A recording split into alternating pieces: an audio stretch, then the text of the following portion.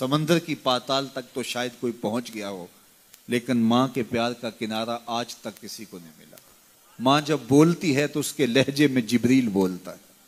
ماں جب مسکراتی ہے تو لگتا ہے جنت کی ساری کلیاں کھل اٹھی۔ اللہ نے اس کے سینے میں وہ درد، وہ درک، وہ محبت، وہ الفتوں کا ایک جہاں آباد کر دیا ہے۔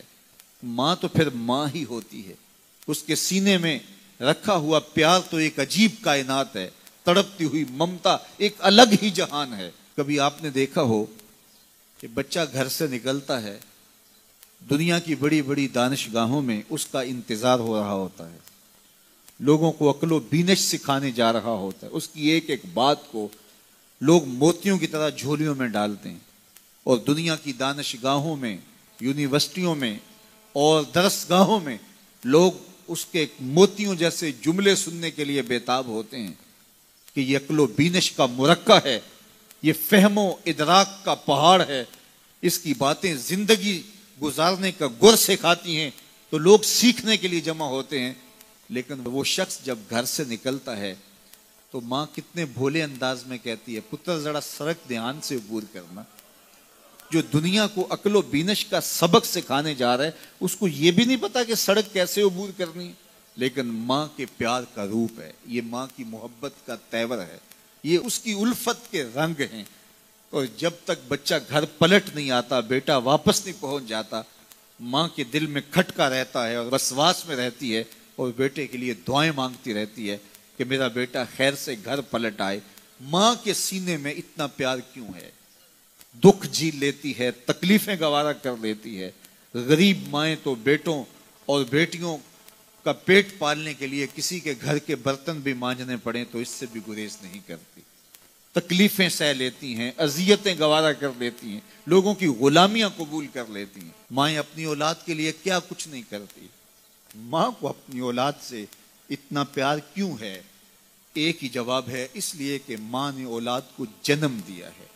میرے جملے کو دل کے کانوں سے سننا، جس ماں نے جنم دیا ہے وہ اتنا پیار کرتی ہے تو جس رب نے خلق کیا ہے وہ کتنا پیار کرتا ہے۔ جنم دینے والی کے پیار کا ٹھکانہ کوئی نہیں، تو جو خلق کرنے والا ہے اس کے پیار کا اندازہ کون کر سکے؟ تو ماں گوارا نہیں کرتی کہ میرا بیٹا بھوکا رہے، تکلیف میں رہے، بیٹا بھوک میں تڑپے تو ماں بے چین ہو جاتی ہے۔ تو جو 70 ماؤں سے زیادہ پیار کرتا ہے اس نے کیسے گوارا کر لیا کہ میرا بندہ بھوکا رہے؟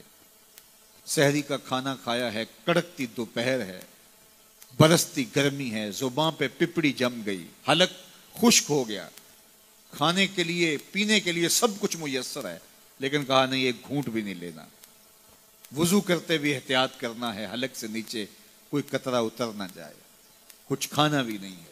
70 ماؤں سے زیادہ پیار کرنے والے رب نے یہ کیسے گوارا کر لیا؟ اس مسئلے کو سمجھنے کے لیے پھر دوبارہ ماں کی آغوش میں آنا پڑے گا۔ بیٹا بیمار ہو گیا، ماں ڈاکٹر کے پاس لے گئی، اس نے دوا تجویز کی، سیرپ لکھا، وہ کڑوا تھا، بیٹا پیتا نہیں، ماں نے زبردستی اس کو لٹا لیا، اس کا حلق کھولا، منہ کھولا، اس میں قطرے سیرپ کے ٹپکا رہی ہے، بچہ چیختا ہے، روتا ہے، لیکن جو وہ قطرے حلق سے نیچے اترتے جاتے ہیں ماں کے چہرے پہ طمانینت آتی جاتی ہے۔ کیا ماں صفاق ہو گئی ہے؟ نہیں۔ ماں کی ممتا چھن گئی؟ نہیں۔ وہ جو بیٹے کی آنکھ میں آنسو نہیں دیکھ سکتی تھی، وہ تڑپتے ہوئے بچے کو دیکھ کے مطمئن کیوں ہے؟ کیا ماں کی ممتا رخصت ہوگی؟ جواب نہیں۔ تو پھر کیوں ماں اتنی خوش ہے؟ کہا بیٹا نہیں جانتا، ماں جانتی ہے، چند لمحوں کی تکلیف ہے، کچھ لہجوں کی کڑواہٹ اور تلخی ہے، لیکن یہ سیرپ جب معدے میں اترے گا تو نتیجہ شفا کی صورت میں برآمد ہوگا۔ ماں کی نگاہ اس کڑوے سیرپ پہ نہیں، ماں کی نگاہ نتیجے پہ ہے۔ کہا 70 ماؤں سے زیادہ پیار کرنے والا رب تمہیں بہت پیار کرتا ہے، لیکن بھوک اور پیاس اس لیے گوارا کروائی جا رہی ہے لعلکم تتقون، اس کا نتیجہ تقوی کی صورت میں برآمد ہوگا، تمہیں اتقاء کی دولت ملے گی، تم تقوی کا نور پالو گے۔ اس لیے یہ مہینہ ایک موقع ہے، ایک فرصت ہے، ہم اس فرصت کو غنیمت جانیں اور اپنے نفس کو قابو میں کریں۔ روزہ ہمیں بہت کچھ سکھاتا ہے، اس سے وہ سب کچھ سیکھیں اور اپنے من کو سنوارنے کی کوشش کریں، تو جب ہم تقوی کی دولت پالیں گے تو روزے کا مقصود حاصل ہو جائے گا۔